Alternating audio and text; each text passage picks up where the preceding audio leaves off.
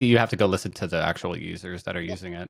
I got to a startup, but none of the PMs were talking to customers. Product people out there, just talk to your customers and your users and your buyers, everybody. Always. Don't take your product marketing team's word for it. Don't take your sales team's word for it.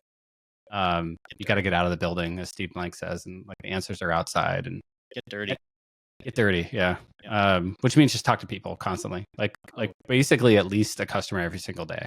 Yeah, and that was like a half hour every single day, just talk to people. That was the thing that we built my team around at Splunk, because we started off as a new and emerging products team, and so we got direct connections to our biggest customers and tested out really cool shit. And if they liked it, awesome. We'll continue to talk to people. If they don't, fail fast. So we ended up taking over the rest of the core product. Welcome back to the Ignite podcast. Today, we're delighted to have Ryan Fishel on the program. He's the founder of the Sweet Spot Bike Leasing startup. Thanks so much for coming on the program. Hey, thanks for having me, Brian. Would love to get an intro from you for the audience. Sure. So I, as you mentioned, the CEO of the Sweet Spot Bike Leasing. So we are a Fintech, ultimately creating a product where effectively we are the Affirm or Klarna of leasing. So we originally started with bikes, and so that's kind of the biggest market that we're aiming for right now, specifically e-bikes. And then we'll be attacking the rest of the micromobility space. So looking at e-motos, e-scooters, and kind of anything that is that shorter A to B that you wouldn't take a car to do. That's getting quite popular right now. Yeah, as evident by my 12-year-old sending me an $8,000 bike. Hey, I got to get one of these e-bikes. I'm like, you don't need an $8,000 e-bike. I mean, come on, man. You got your scooter that costs like $600 on Amazon. All my friends are getting these, and then of course they're going 45 miles an hour without helmets down the road and stuff. So yes, it's terrifying. Everybody wants them. Everybody wants them. They're not getting any cheaper. Yeah. So. They're pretty cool. How did you get this idea to do a bike leasing startup? This is pretty unique. Yeah, so it's kind of a blending of a few things. So one, my family's from the car business, so we're very familiar with leasing, with that type of selling. I sold cars in college. Most people listening don't know that, but really? I almost dropped out of college. I was making so much money selling cars. Terrible job though, because I would go from selling 15, 20 cars in a month and just riding high and everything's great. And next month selling no cars, I'm like a piece of shit, and I should never do this again. So yeah, that was my college job. But yeah, very familiar. What kind of cars? Fords. I sold, but I worked on the used car side, but I'd sell some new as well. But yeah, that was a tough job. Yeah, I mean, I feel like you could probably upsell the service packages pretty well though. It's funny. I've been selling since I was 11. I guess venture capital, I've said this before, it's just all sales, right? Selling founders and taking my money, selling people and giving me money so I can give it to founders. I used to work at The Good Guys, which is an electronics shop back in college. And I was the only high schooler they ever hired at 17 years old. And they flew me down to California for training, the whole deal. But I was number one in the company in selling the performance guarantee, which was the extended warranty. Just always sold that extended warranty. And I just give people a hard time, speakers pop, right? You want to be able to replace these when they pop. You're gonna listen to this loud, And I would just sell that extended warranty because you'd get so much money from it as a salesperson. Anyway, I mean, that's where all the margin is. I'll get into it, I think, in a little bit, but the original model included in service, and that was kind of the highest margin portion is we bundled it, but no one ever used it, or one out of every maybe 10 used it. And so those plans are massively profitable, I think, for everybody. But yeah, back to how we started this. So family came from the car business.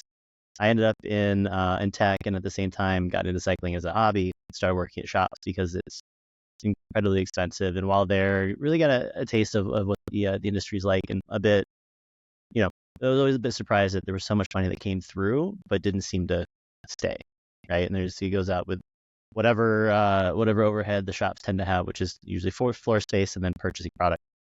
And then came up with a plan initially that just took away all the low margin stuff and put together, or just the things that made money, so service and parts. And then I had a plan to open up a shop that was that plus coffee and beer and things that they kind of to make money. That's fun. Hang out. Yeah, so just lifestyle, right?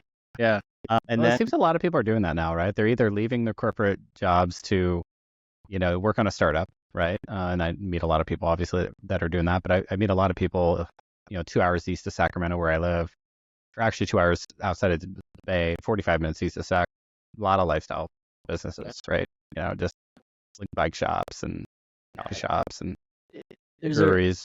there's a romanticism around it, right? That just it's more fun than sitting in meetings and doing the corporate thing. And I don't know. Philosophically, I think there's a return. There'll be a return back to more of the physical space from the technical space in some ways, right? Just lifestyle, right? People creating cool businesses and doing cool things, and not necessarily, building the next Google or Facebook or whatever, but the still having something that appeals to them. And usually, I feel like it is the people that have started on the other side, right? Are coming back and looking for something a little more chill. And I'll say I'm part of that too, right? A lot of the company, a lot of things that I find super important to me are solving a problem and doing it in the real world. And so having such a history in tech, I feel like there's an opportunity to be able to do that, which is the other part of why we created the company, is that we worked at Splunk, very familiar with subscription, cloud, what do you call it? Cloud, the cloud model. And how do you make that into something real or something more tangible, right? Apply that to something tangible. And there's a lot of things I think tech does really well in that, for a long time, taking care of people, high salaries, I think relatively, and depending on where you are, but relatively, good work-life balance. And I think that there's an opportunity to apply that to other industries as well. And then, eventually ending up this fintech that really focuses on that, right? And it's that, how do you take something that is, a huge market, right? Something that is also something that we personally, the founders and I personally enjoy, and making it a bit more equitable and also accessible for the end user. How do you make it a better experience for people on the other side that are trying to get into this, or people that are trying to replace their car with something else, or take their kids to school on an e-bike, or just do grocery shopping, right? And so that was really the focus on what led us to where we are today. Yeah, and I remember when I originally met you, what struck me was the timing. Why did you think it was kind of the right time for this? I think there's a couple of things. One is cultural, right? There's so many. I mean, your son wants an $8,000 bike, and he's 12. Maybe it was 6. I don't remember, but anyway, yeah, it's expensive. My first bike I thought was expensive at $400. I remember getting my red 10-speed when I was 10 years old, and just thinking it was the coolest thing I've ever seen. Yeah, it probably cost $100 at Toys R Us or whatever, Definitely. Things are so expensive. Everything's expensive, right? Yeah. I think because of that was part of the timing, is that everything has gotten more expensive. Bikes, I mean, you can still get a bike under $1,000, but with everything, the top end at this point is at 15 to 20 grand. So wow. The sweet spot is around that $6,000 point where you have the best quality. There's that phrase, the sweet spot. Yeah, it floats around. We're gonna hear it a bunch in this conversation. Yeah, that's right. But it is a good solid middle ground for quality, but also price, and that's insane, right? $6,000 for something where just kind of starts getting good, or is good, right? Is just crazy talk. So that was part of it. The other is the explosion in e-bikes, and also again that cultural change. Gen Z, only 60% of 18-year-olds now have driver's licenses, whereas back then it was 80%.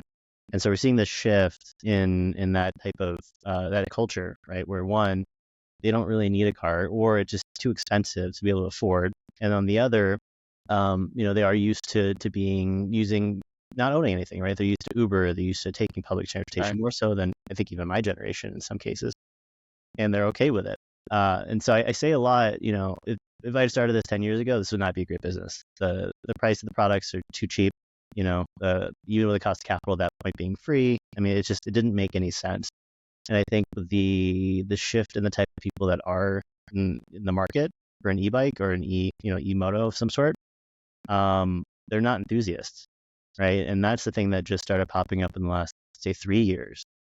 And so this is really a good time where there's just, I think the tailwinds of a lot of things are occurring to really push us forward. And model. Another thing that struck me too when I met you and saw the pitch and stuff was Mike's Bikes was already doing this, right? They were vertically integrated. They're the big retailer. They're the big Best Buy of the industry, right? And they have their own leasing program.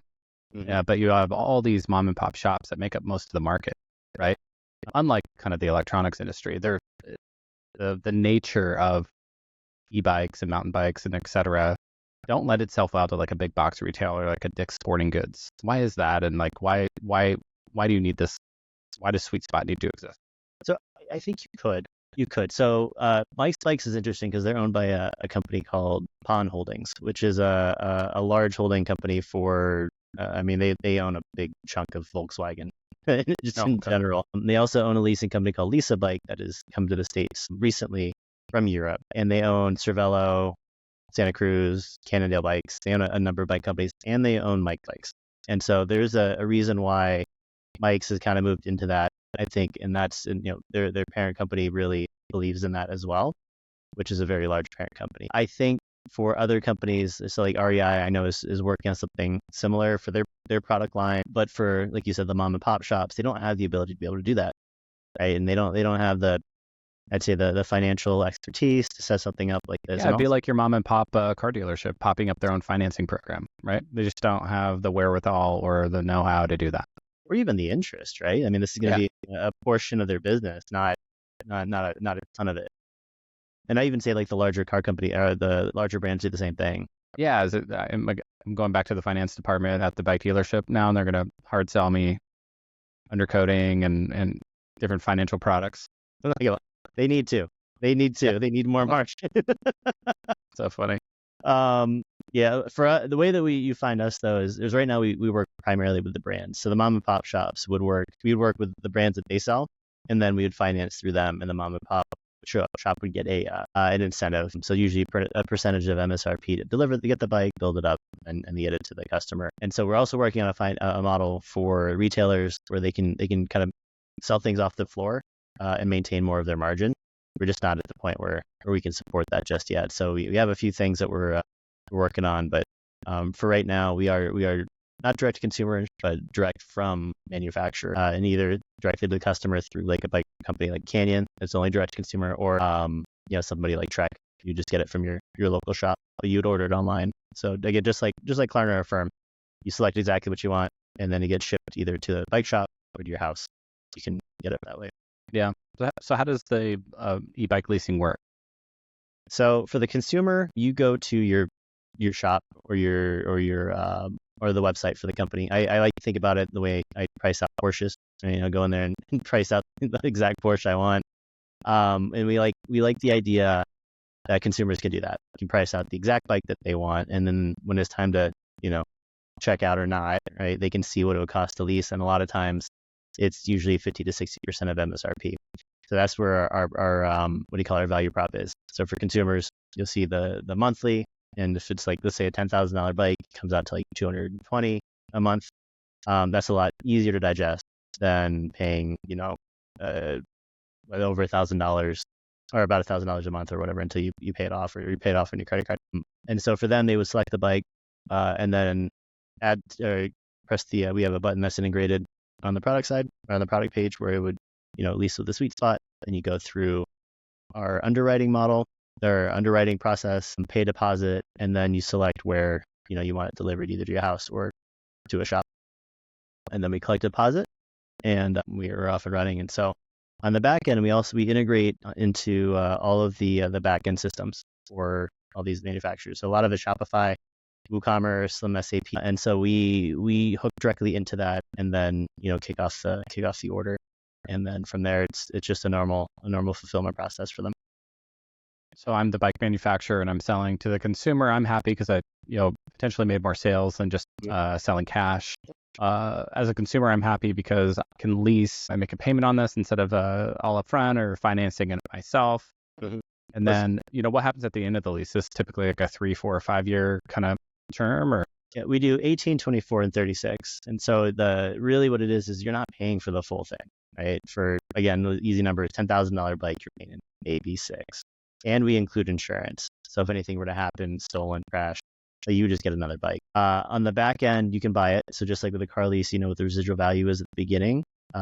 We disclose that right off the bat. And then if you decide you don't want it, we have a few partners in the back end that have contractually obligated to purchase them. So at the beginning of every single lease, we peg a residual value with them, and that is the price that they'll pay us at the end. So there's no negotiation afterwards. It's all set. Yeah. That's amazing. Yeah. And then how do you guys make money? Like what's in it for you guys? Yeah, so we make money off the servicing, so the interest and fees associated with the lease, and then on the offload at the end. So when we sell the bike, so it's usually, I would say it's roughly about maybe a little over 50-50, but it's close to 50-50 with the servicing plus the offload. Right. Yeah, And then is this, in the future, do you envision this being like almost like a mortgage-backed security or securitized and sold off to somebody who buys these loans and holds them, or how do you envision that? Yeah, so we are very interested in that. I think we're looking to make this a defined asset class, right? E-bikes and then eventually e-motos and all those, right? And so we'll be doing what you what you mentioned. That's the plan. We also have options. I think depending on how things look down the road, right, to roll these up into, again, bonds. But again, that takes scale. So that'll be something we're looking at the next 3 years or so. Yeah. There's a lot to show performance on. And this is actually one of the reasons why we're doing this is we reached out to the big banks initially to see if we could do a white label lease or what was a forward flow type deal. And one, the asset's not known, right? So they're not sure what the return is going to be. And also the price point was too small, so they didn't want to bite. And so that kind of put us in an interesting position because we also went to the other side, went to the mom and pop banks, like the credit unions, the local shops. And it wasn't something that they were interested in being able to do just because they can't manage the numbers the same way, right, with a lease. Just not something they already do, so it's not something we're comfortable or wanted to spin up. And so it puts us in this interesting position where we can service all these things. Basically, this price point is the issue, and then the asset. So 3 and 20,000 is that. And motorcycles also fall into that. E-motos fall into that. There's side by sides, all the kind of the big toys as well as smaller transportation solutions. Yeah. And so the broader goal is to take it to those types of products as well. And so I think with transportation, it lends really well because there's great residuals, right? Like you can go around and sell, an e-bike or a side by side or something and get a decent amount back from that sale, and there's always somebody that's going to buy it. So, do they do the same in motorcycles? Like if I go buy a brand new Yamaha, Harley Davidson, whatever, can I lease it, or do you have to buy it? It depends on the dealer. They don't have, like the car dealers, they don't have a specific company that does that. The dealer has to go out and find a bank that's willing to do it. There aren't that many. I think there's maybe 3 or 4 that I can think of off the top of my head. So it's not widespread. So there's a very big opportunity. What do you think that is between like the, cars? Leasing is very prevalent. I prefer to lease my car. It just totally makes sense. Yep. But somehow on the two-wheeled equivalents, Yeah. It sounds like motorbikes and e-bikes, it just hasn't quite caught on yet. Like, what do you think the difference is between those two industries? I think it is motorcycles. I can't speak to quite as deeply. With bikes, I do believe that there is a perception that they're toys, right? They're not a form of transportation like you would see in Europe, right? Like right now, there's like 2.2 million e-bikes in Germany alone, right? That were sold this last year. We're 1.1, so we're about halfway there, right? But it's something that's not quite. It's just not quite in the minds of people that it is a viable, form of transportation. Yeah, but it is a big industry already. I mean, 1 million of these being sold at, 5,000 each even would be a $5 billion industry, right? And really, if they, the average value is even higher. You said the range was 3 to 20. Mm-hmm. I mean, we're talking about a multi-billion-dollar industry. Another part of the hypothesis of starting this startup is that people would rather lease or finance. Has that been the case now that you're a year or two down the road? Yeah. I mean, we originally started with regular bikes, right? And opened it up to basically anybody that had a bike, anything with 2 wheels. So we took e-bikes as well. Now about 80% of our business is e-bikes. So the market itself is kind of spoken into what the type of customer that is looking for this is ultimately the type of customer that is not who I thought was the ideal customer, which was the enthusiast, right? Or the person that wanted to try a bike. It is very much the same people that lease EVs, that already lease a car, right? They're used to paying for a lot of their things. Like this is their cell phone is kind of a lease, right? And so it is a different market than I expect. Yeah, but everybody's leasing everything. Our car, our phones have a payment now. Yeah. That's been happening now for at least a decade or two. So I think we're my total exercise gym, I think it had 0% financing technically. I was like, I'll take the 0% financing, like $3,000 piece of equipment. I'll just, yeah. An old rule of finance, because I have a finance degree and I did mortgage-backed securities, right? Is like, you want to buy assets, but lease depreciating assets, right? Liabilities. And so e-bikes, cars, things like that, they depreciate, right? Electronics, phones. And so you're kind of paying for the depreciation, basically, in a way, right? You can typically, depending on the sweet spot, you can save a lot of money by leasing, right? Oh, yeah. It infuriated me actually with Tesla that the lease was not a savings. It's almost as if the company knew that they were going to jack up the prices later or flood the market with a lot of cheap alternatives that would knock down residual values. And that's exactly what happened with like even the Model Y. I could actually sell my Model Y right now, pay it off, and go lease one for half the payment. Yeah. From when I bought it 2 or 3 years ago, which is absolutely crazy. Yeah. And I mean, to that point, with something so technologically like packed with technology, I feel like that's inevitable, right? I mean, cars. I mean, I think it's kind of like it's directly correlated, right? The more technology is in something, the more it depreciates. Yeah, it depreciates, and then the next version. I mean, the FOMO, the built-in FOMO, the next thing is even cooler, and then ultimately ends up being cheaper because that tech now costs less, right?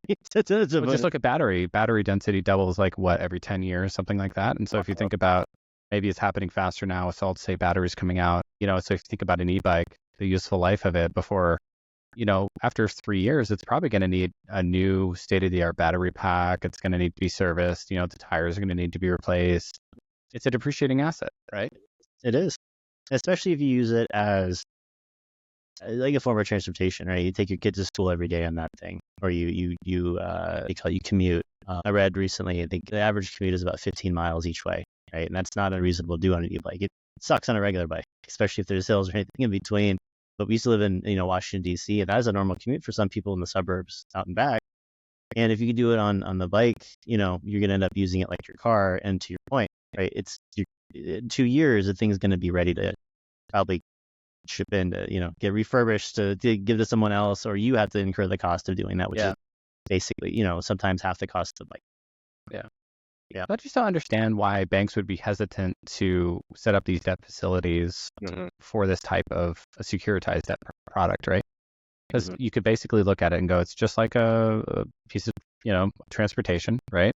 It has a certain MSRP and a certain residual value, and there's a certain interest rate attached to that note that comes due. And it should be pretty risk-free. Like imagine you had this loan and you're selling it to me. I'm the bank, right? I'm the guy with the cash, the balance sheet or whatever. And you're trying to sell me this like e-bike note. Let's go ahead and sell it to me. We'll clip it later and send it out to all the debt facility people. Like, why wouldn't I do this? Like, so you get the risk-free rate, right? I can just sit on some CDs or whatever at 5.5%. What's the rate that I'm going to get by doing these e-bikes? Right now, so with our, he's timely. We're raising a private credit fund. We're looking at a 16% return over 18 months. 16%, right? 16. This is a securitized debt, right? That's securitized by the e-bike, right? Yep, by the asset. Yep. And then what's the loss ratio that you guys have been experiencing? So far, 0. And I say that now, right? Now that we're going to have a deluge. Right. If you look at comps in other leasing spaces, it's roughly about 2.5%, which is not terrible, right? Over the course of the whole loan, 2 or 3% is going to be a write-off, right? Guy's going to stop paying, and you're not going to be able to recover the bike, and I don't know, disappeared into the woods of Colorado. So here's the deal, right? Like we've got that covered too. So all the insurance that we have goes through us. It's a custom. Just like you have like a homeowner's insurance, right? You have this e-bike insurance. It comes with the lease. But instead of the leasee, paying for that insurance like we do like when we own our home, or for that matter, lease our car, you're saying, no, that's just all rolled into this. We've already underwritten this with an insurance company. So there's actually zero loss potential. The only loss potential here would be the lessee stops making the payments, right? And returns the bikes. Yeah. Returns the bike. We'll just sell it. Like we already have a number pegged for that bike. And that's pegged by the month. So we have to recover that asset in month 14. That's what it's worth in month 14. And somebody is on the hook to buy that. Pegged by the year. So year 1, year 2, year 3. So just like with the bike rolls off the lot, right? That's year 1. So we see that depreciation there. So it seems to me like if I'm running a debt fund or I got some money on my balance sheet and I'm getting 5 or 6% and I can get 16% here, and it sounds pretty risk-free. I mean, there's always risk, right? But even if it's 2 or 3%, ends up being, I don't know, 13, 14%. That's still better than I'm getting on mortgages. That's still better than I'm getting on car loans. The only thing that probably beats it is like revolving debt on credit cards. Yeah. Right? Yeah.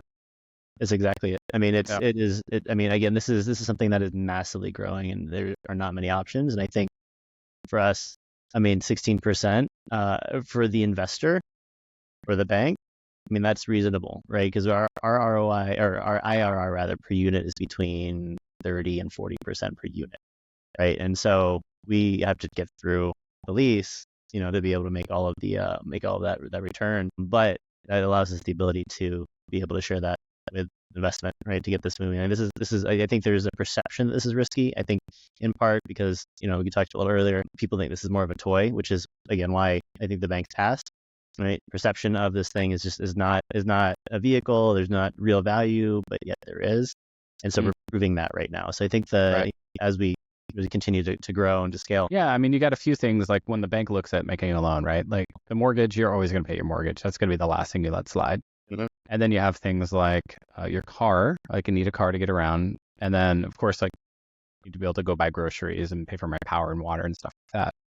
But there's like this list of this hierarchy of financial needs that you're going to always like, and then maybe to the point, like it is riskier, right? It is way down here. Like, if I got to stop making a payment, maybe I stop making my e-bike payment, but then, it's like, hey, we're going to recover that asset and sell it off and recover the principal. And you still got the 16, 20% for the year or whatever. Why do you think auto manufacturers set up their own finance companies? Was it to keep the profits inside the balance sheet there or the income statement, or was it because nobody, 20, 30, 40 years ago, whenever auto leasing came out, maybe they were in this quandary as well. Banks are like, well, why would I do this? I think it's a function of taking it off their books, right? Taking it off balance sheet, because they're separate companies, right? That then have filings every quarter, right, to show. So if you wanted to see how many cars Nissan whoever sold, or leased, like totally, like just look it up. Yeah. But I believe it is to get it off the books, right? And that's what we hear from our brand partners. That's part of the what do you call it? Our value prop to them is that they are making a sale, right? We could easily become just a SaaS platform that just manages leases. It doesn't have any financial, I think risk at all. But that takes away the value prop for the manufacturers, even for the bike shops, right? If they just lease something off their floor, they're still taking that financial risk to their shareholders or their, to whoever, the shareholders or to their board. They want to be able to show sales, and if you keep on your books, you can't show that. And so having a separate company at the very least allows you to do that. So the car companies, I mean, they have Nissan, or they have like Volkswagen and Volkswagen Financing. It shows they're different books. So Volkswagen shows profit, while then the other company holds that debt. Yeah, that's a lot of debt. Yeah. So what's been the biggest adjustment? I mean, leaving corporate life. Yeah. You got, these awesome companies you worked for, and then you're doing, active insanity, starting a startup. It's crazy town. Like, what's been the biggest adjustment for you? I'll tell you, I don't know. I mean, there's so many. So the other part too is the day that our second daughter was born was when I started doing this full time, which was wow. Great. Yeah, Rice, like, yeah, you had to like time it perfectly, huh? Nice. Yeah, it was and my parents always ask in the past is like, why now? There's never a good time. There's never a good time, right? Something's always right. But I think the biggest shift is having to take up so much responsibility. Really, like you solve all the problems. Right? You run into something that I didn't start off as a finance guy, but now I'm a finance guy, right? Right. Yeah, you learn fast. Yeah. Pivot. I think we pivoted. The first one is we started building these bikes and everything, by hand and offering them as a physical service. And Oh, wow. It shifted to the Fintech, which is a much cleaner and much more scalable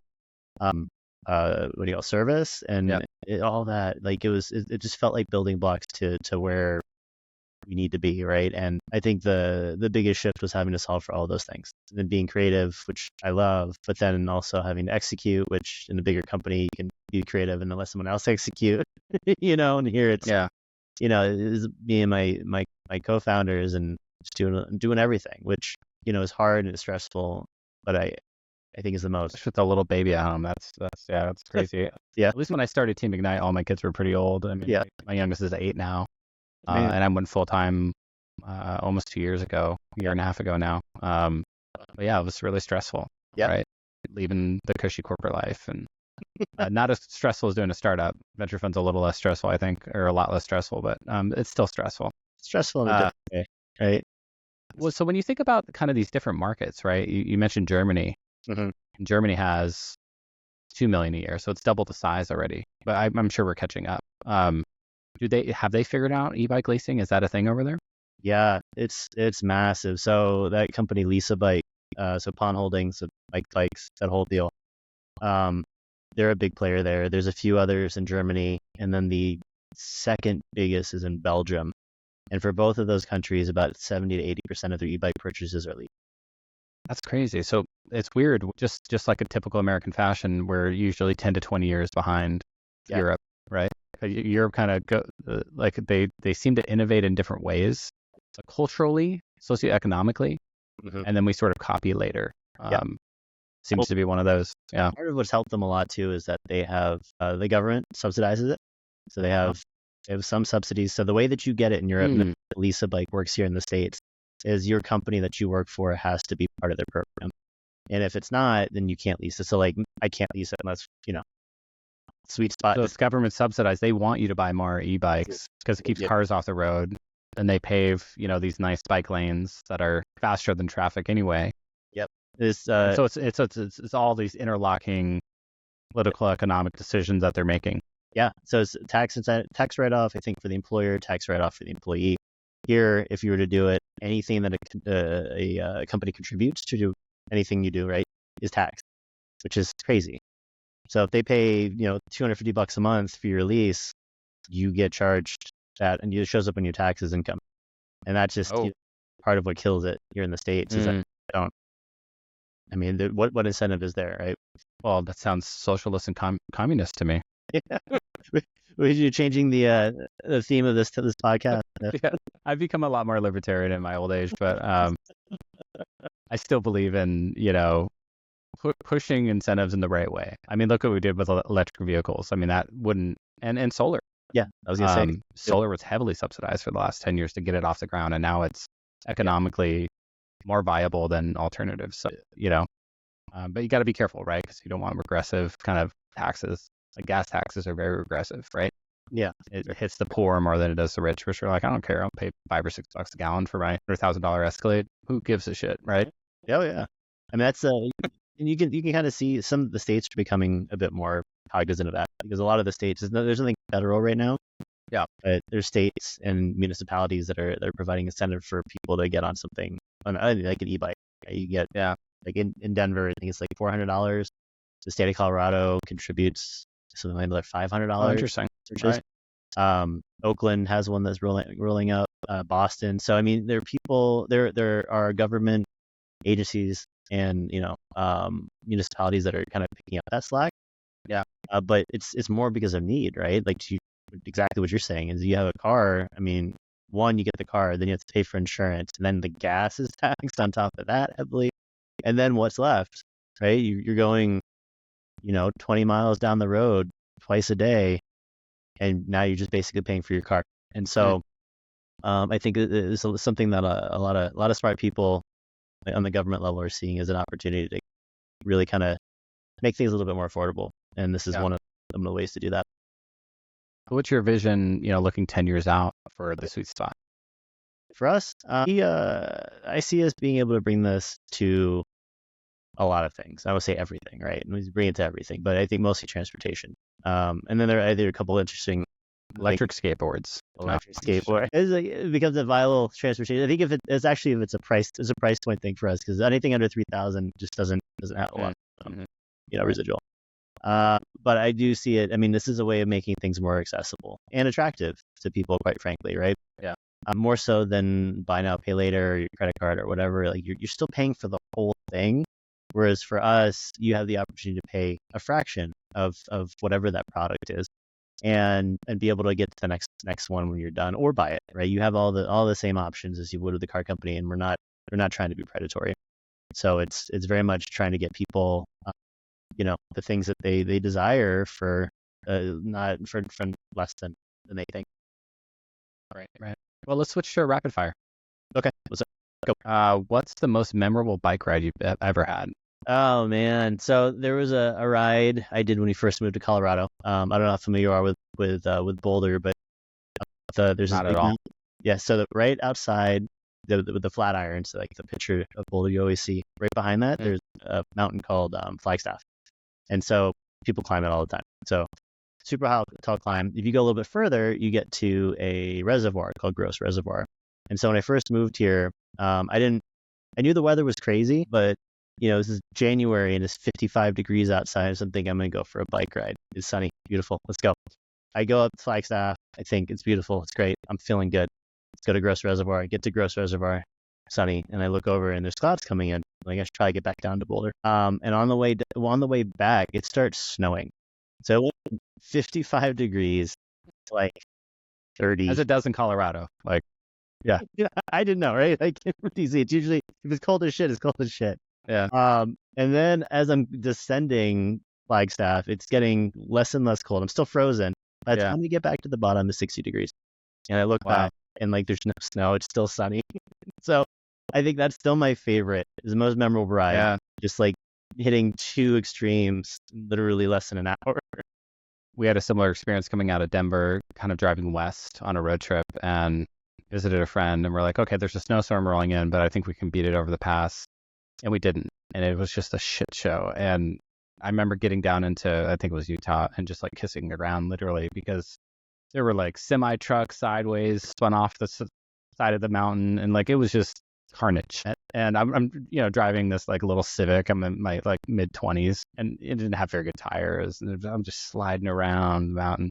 So I've had that snow, sudden experience in the Rockies. You never feel more cowboy than when you say, "Oh, we're about to go through the pass and we got caught by a snowstorm," right? Like, I feel like every time we say that, like Oregon Trail, Donner Party. Yeah. Don't name the lake Donner Lake. Or I was wondering why you do that, right? Because every time you go there, you're like, is there dead bodies in this lake? 100%. What's your favorite tech gadget you can't live without? Oh man, I was thinking about this, right? I have almost the same stuff in my pocket all the time. I have my phone, I have my watch I wear, and then my headphones, my AirPods. I say probably my Apple Watch. I use it more than I think I would, or than I thought I would. It reminds me of all my meetings. I use it for the timer for the kids all the time, right? And exercise, all the things. So I think that's probably my favorite, just by virtue of it being used. That's surprising. Yeah, I've kind of debated. I'm on the Android side of things, and I've always debated getting one of the Galaxy Pixel watches. Mm-hmm. And I just don't aspire to have information on my wrist.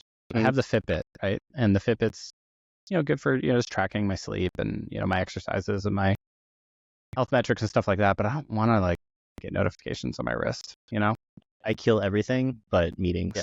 Like meetings, I have text message. The calendar. Those are the only two. My sister-in-law had the same problem. She's like, I hate getting buzzed all the time. I was like, I just kill it. It's a watch. It does my workout. That's inversely correlated with your age, I find. The older you are, the less able you are to turn off notifications. Like my father-in-law, I don't think he's listening to this, but if he is, it's like I'll pick up his phone and he has hundreds of notifications sitting there. I'm like, what's going on with this? This is like, it's like declare, it's like the people with the tabs. They'll share their screen and you see like 1,000 tabs and you're like, oh my gosh, what is going on here? Are you going to go back through those tabs? Really? You're going to go back through and figure out what each tab meant to you at the time? Like just declare tab bankruptcy, get just get on with your life. They're all reminders, just reminders, man. What's the most challenging product you've ever worked on? I say this company is the hardest thing I've worked on. If we want to talk like tech project, was one of the last projects I worked at Splunk was all the cloud stuff, right? And so UEBA, which was security product, was the last thing I ended up pushing out the door before we're leaving the company. I don't know if you've been you were Microsoft and then Amazon as well, right? Yeah, I did. I didn't do product at Amazon. I was technical BD, technically leading the AI category, and then Microsoft. My last job was product because I needed a job to kind of park myself. Yeah. While I got this Team Ignite, and I could do product in my sleep. I was like, yeah, write a PRD. Here you go. Like keep the engineers busy for a week. So, I don't know if you did the but basically from on-prem to cloud, they make that shift from AR to to MR. There's a fancy name for that. It's not digital transformation, but it's something else. They have some fancy name for it that sounds very enterprise salesy kind of. Yeah. Something. Cloud transformation. Yeah. Some bullshit. Cloud migration. It'd be migration. Yeah. Hybrid workloads. It's moving your primary product from on-prem, which was based on something that was amazing, like it was Splunk Enterprise, to its own enterprise architecture on the cloud is just like pulling teeth, right? Because it's usually the same teams that are they used to do on-prem, go to cloud, and it's just, I think that fundamental shift that it just takes a little while, right? Especially in a large organization. And so I think the product itself was not terrible. It was just everything else around it to support its launch. It always takes longer than you think. You end up losing somebody critical, right, at some point, and then you have to back things up, but nobody wants to change deadlines. And well, the product management roadmap joke, right? What? The quarterly roadmap is actually the annual roadmap. Yeah. Q1, we're going to get all the stuff done in Q1. It actually ends up taking the entire year. It's Q 2023. Yeah, Q2, we'll do that next year, That's so funny. Oh, man. Yeah. So, sad if it wasn't true. What's a book or resource you recommend for aspiring PMs? Speaking of that, that is really interesting. I saw that in the notes, and I'm like, I love that book, the Gottman book. I've read it 20 years ago. Recommend it for married couples, but like, how does it apply to product management? Just listening. Yeah. How do you listen? How do you empathize with the? How do I give a gift? Like I give a like act of service. So there's the 5 love. What are they? Words of affirmation. Gift giving, physical touch, quality time. I feel like there's a few of those you probably don't want to bring to the workplace, right? But, but this product's gonna physically touch you. Yeah. If that's your love language, spending a lot of time on it, a lot of quality time. I think it's the empathy message from it, right? It's really specifically listening to your team, the people that talk to your customers. If you don't do it, it's got to be your sales team. It's got to be your professional services team actually taking that feedback and listening to it. Because and really you have to go listen to the actual users that are using it. I got to a startup, I won't name names, but none of the PMs were talking to customers. I was like, what are you guys doing then? Like, you're just taking all these people's word for it? Like, they talk to the customers? Yep. Reminds me of Office Space. Like, what do you do here, I take the requirements from the customer, I give them to the engineers. Like, why couldn't they just, that whole bit? Just amazing, right? Although product people out there, just talk to your customers and your users and your buyers, everybody. Always. Don't take your product marketing team's word for it. Don't take your sales team's word for it. You got to get out of the building, as Steve Blank says, and like the answers are outside and get dirty. Get dirty, yeah. Which means just talk to people constantly, like basically at least a customer every single day. Yep. And that was a half hour every single day, just talk to people. That was the thing that we built my team around at Splunk, because we started off as a new and emerging products team, and so we got direct connections to our biggest customers and tested out really cool shit. And if they liked it, awesome. We'll continue to talk to people. If they don't, fail fast. So we ended up taking over the rest of the core product, and we still kept that mantra: is just talk to people.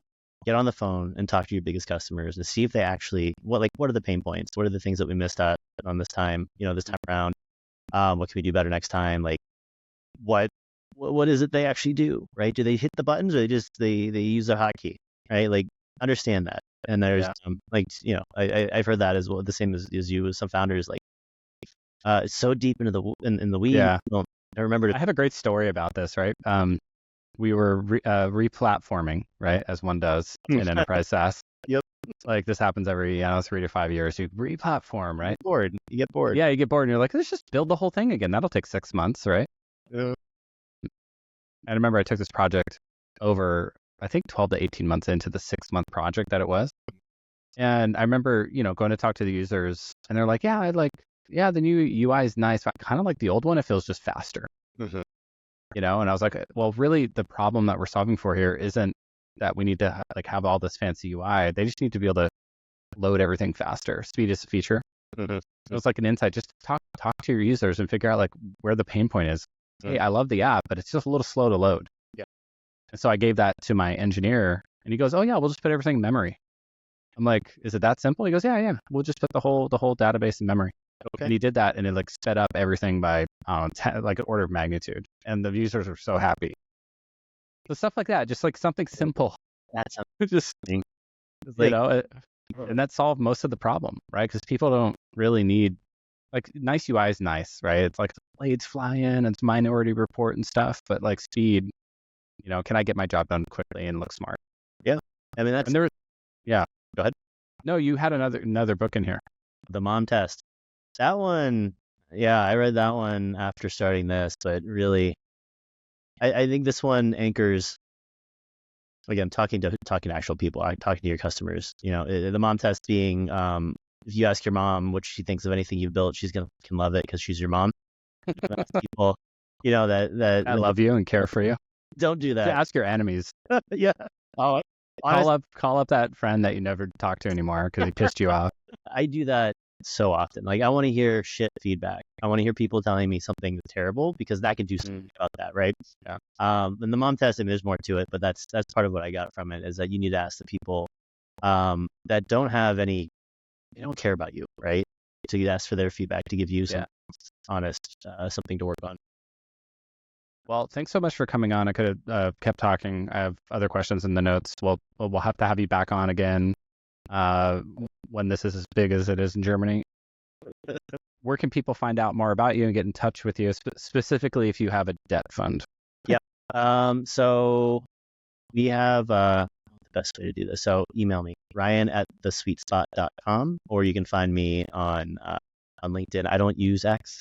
You can also find me on X. It's Ryan@RyanOfficial. But or just ask for a referral from me. Or find me on LinkedIn. Yeah. And Ryan, you got a direct line to me. That works. Thanks so much for coming on. Yeah. Thanks, Brian. Great chatting with you. Yeah. Likewise.